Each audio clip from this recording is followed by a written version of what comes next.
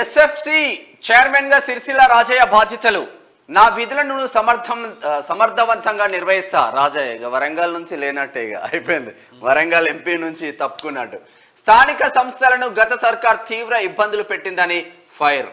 State finance commission chairman గా సిరిసిల్ల రాజయ్య బాధ్యతలు స్వీకరించారు. ఆదివారం హైదరాబాద్ ఎర్రమంజిల్లోని ఎస్ఎఫ్సి ఆఫీసులో రాజయ్యతో పాటు సభ్యులు రమేష్, సుధీర్ రెడ్డి, నెహ్రూ నాయక్ బాధ్యతలు చేపట్టారు.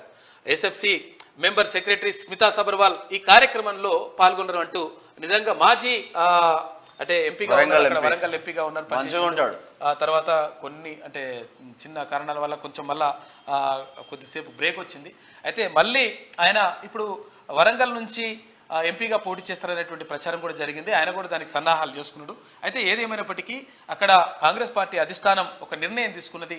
ఆయనకు ఫైనాన్స్ కమిషన్ చైర్మన్గా ఆయనకు బాధ్యతలు అప్పగించారు.